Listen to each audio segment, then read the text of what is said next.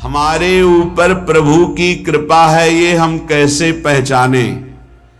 ये 8 लक्षण प्रकट होने लगते हैं जिसके ऊपर प्रभु की कृपा होती है। हमारे ऊपर प्रभु की कृपा है ये हम कैसे पहचाने? तो ये 8 लक्षण प्रकट होने लगते हैं जिस पर हरिजू की प्रियाजू की कृपा है।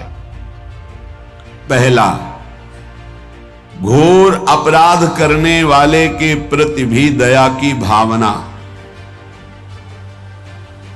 शांति पहला लक्षण है। भाव में भी पहले शांत भाव है। हमारे ऊपर श्री हरिजू की कृपा है, इसकी पहचान ये 8 लक्षण।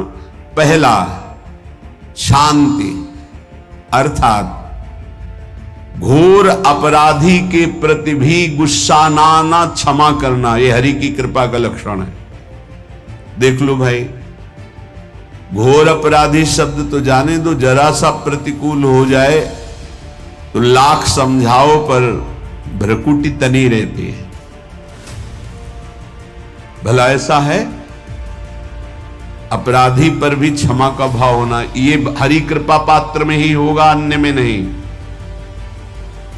तो अगर अपने हृदय में ऐसा लगे कि ऐसा नहीं है तो हरिजू से प्रार्थना करनी चाहिए कि कृपा करो, मेरे में सामर्थ्य आवे। दूसरा, अनुसूया, वो किसी भी के प्रति कभी भी कोई दोष दर्शन ही नहीं करेगा। दोष कथन, दोष श्रवण की तो बात जाने दो।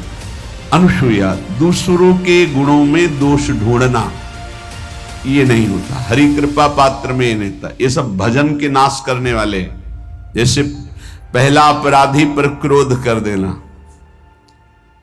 तो माया ने भेजा इसीलिए था कि तुम्हारे साथ व्यवहार ऐसा करे कि तुम क्रोध करो। क्रोध करोगे तुम्हारी ऊर्जा शक्ति नष्ट हो जाएगी, अध्यात्म में जो चलने की थी। और कहीं तुमने संकल्प कर लिया तो भजन शक्ति नष्ट हो जाएगी।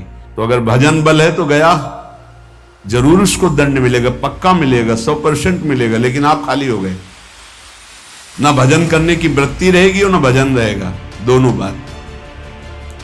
अनुसूया, किसी के सद्गुणों में दोष देखना, गुणों में दोष ढूंढना, ये हरि कृपा पात्र में नहीं होता। ये बहुत मंगलमयी बातें हैं जिससे हमारा भजन मार्ग पुष्ट होता है। तीसरा, वो बाहर से और भीतर से पवित्र रहता है, हरि कृपा पात्र।